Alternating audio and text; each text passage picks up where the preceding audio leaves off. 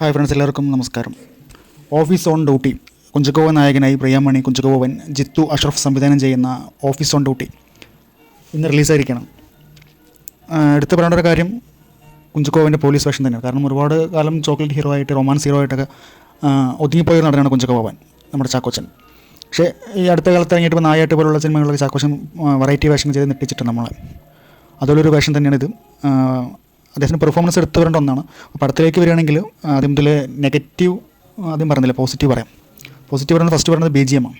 ഇതിൽ B G M ഒരു രക്ഷയില്ല. സിനിമയ്ക്ക് പറ്റിയിട്ടുള്ള ഈ ബി ജി എം നമുക്ക് മറ്റൊരു മ്യൂസിക് ഇതിന് ചേരുന്നതായിട്ട് തോന്നുന്നില്ല. അത്രയും പെർഫെക്റ്റ് ആയിട്ടുള്ള, അത്രയും സപ്പോർട്ടീവായിട്ടുള്ള ബി ജി എം ആയിരുന്നു അതിൽ. ഇന്നത്തെ കാലഘട്ടത്തിൽ അർഹിക്കുന്ന ഒരു സിനിമ. കാരണം ഇന്നത്തെ കാലഘട്ടത്തിൽ സംഭവിക്കാവുന്ന ഒരു കഥയാണ്. വലിയ ഒരു സസ്പെൻസ് ത്രില്ലർ എന്ന് പറയാനില്ല, ഒരു സസ്പെൻസ് ഒന്നും ഇതിൽ കാര്യമായിട്ടില്ല. നമ്മളൊരു ഒഴുക്കിന് അനുസരിച്ച് അങ്ങനെ പോകും പടത്തിൽ. ഫസ്റ്റ് ഹാഫ് നല്ല എൻഗേജിങ് ആയിരുന്നു, നല്ല ത്രില്ലിംഗ് ആയിരുന്നു. പക്ഷേ സെക്കൻഡ് ഹാഫിലേക്ക് വരുമ്പോൾ കുറച്ച് നമുക്ക് ലാഗ് ഫീൽ ചെയ്യും. പക്ഷെ എന്നിരുന്നാലും നമ്മൾ ആ ഒരു ലാഗോട് അങ്ങനെ ഒത്തുചേർന്ന് പോകും. സെക്കൻഡ് ഹാഫിൽ കുറേ കാര്യങ്ങൾ പ്രെഡിക്റ്റബിൾ ആയിരുന്നു.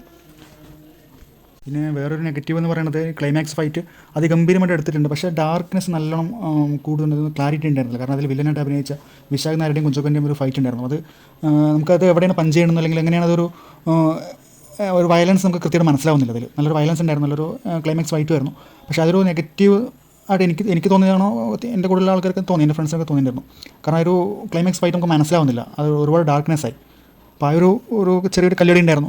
പിന്നെ ടോട്ടൽ പടത്തിലേക്ക് വരികയാണെങ്കിൽ ഒരു ആവറേജ് മൂവി അത്രേ പറയാൻ പറ്റുള്ളൂ. പക്ഷേ എന്തെങ്കിലും കണ്ടിരിക്കാം.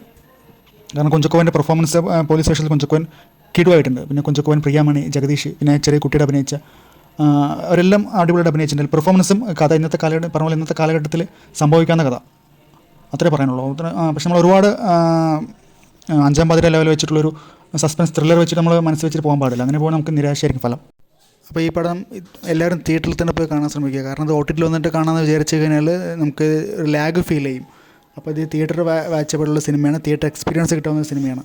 എല്ലാവരും തിയേറ്ററിൽ തന്നെ പോയി കാണാൻ ശ്രമിക്കുക. മാത്രമല്ല, മുൻപ് പറഞ്ഞ പോലെ ഇന്നത്തെ കാലഘട്ടത്തിൽ സംഭവിക്കാവുന്ന, അല്ലെങ്കിൽ സംഭവിക്കാൻ 100% സാധ്യതയുള്ള ഒരു കഥ കൂടിയാണ് ഇതിൻ്റെ ത്രെഡ്.